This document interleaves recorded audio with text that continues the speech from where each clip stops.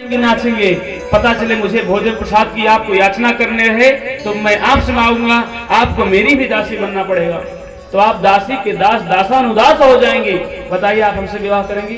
स्वप्नखा नहीं नहीं नहीं नहीं करेंगे। फिर जाएगी भगवान के पास गई, कहती है महाराज आप ही विवाह कर लीजिए, 2 लोग रहेंगे क्या होगा। स्वप्नखा इतना तक आ गई और कहते हैं स्वप्नखा के वर्णन में कि स्वप्नखा भगवान से निवेदन की है कि आप हमको कभी आपके नाम का अपने मांग में सिंदूर डाल लें, आप हमें कभी भी हमारा मुखमंडल मत देखिएगा, आप इनके साथ रहिएगा। इतना तक स्वीकार कर लिया। अरे खूब बढ़िया भगवान के दिव्य शोभा का वर्णन किया है मां स्वप्नखा ने कि भगवान के कैसे घुंघराले घुंघराले केस हैं, इनकी ग्रीवा कैसी है, इनके वक्षस्थल कैसे हैं, इनकी भौं कैसे हैं, आईब्रो कैसे हैं, भगवान के दांत कैसे हैं, इनके श्रवणक कैसे हैं, इनके टमाटर जैसे गाल कपोल कैसे हैं।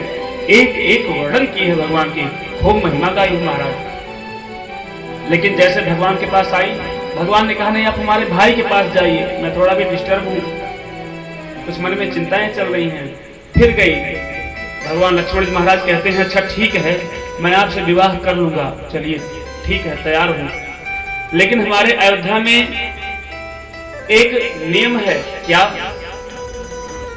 लक्ष्मण जी ने कहा कि हमारे यहाँ दुल्हा सरकार मौर और पहनते हैं। आजकल एक टोपी आया है वाला,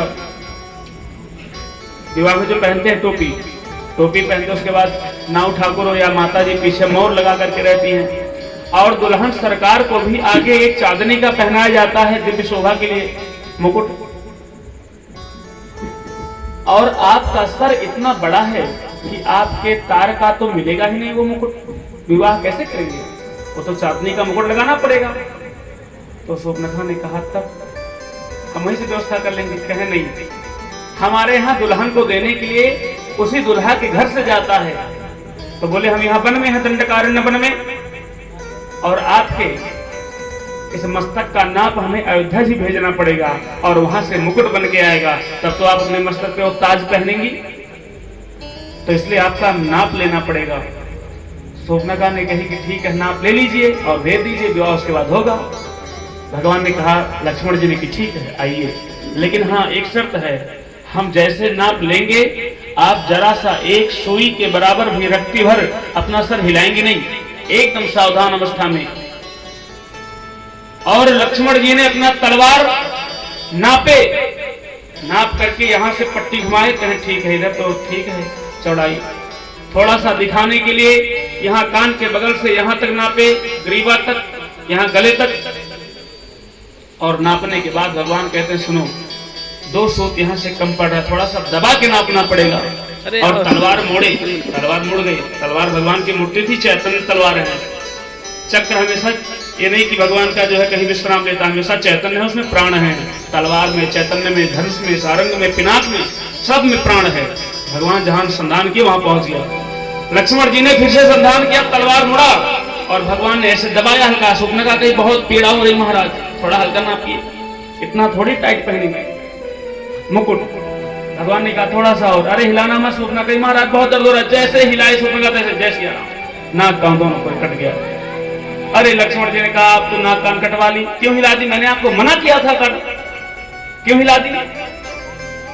स्वप्नखा चालाकी समझ गई कि अच्छा लक्ष्मण जी ने नाक नहीं काटा है कि महाराज तलवार लेके ऐसे मार दिए, इतना निशाना थोड़ी था कि मार देंगे बस नाक केवल कटेगा। और नाक अगर कटा तो फिर दोबारा इस पे थोड़ी मारे, नाक कान दोनों, नाक कान बिन भय बिकरारा, ऐसे नाप ले रहे थे। एक ही बार में काटे हैं, 2 बार भी नहीं, प्रमाण है इसका।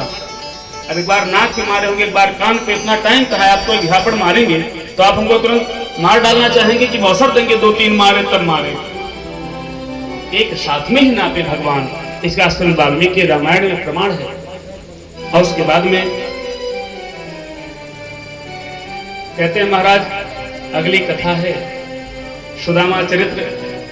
लोग कहते हैं कि सुदामा जी महाराज दरिद्र थे, गरीब थे, एकदम कैसे कैसे शब्दावलियां प्रयोग करते हैं,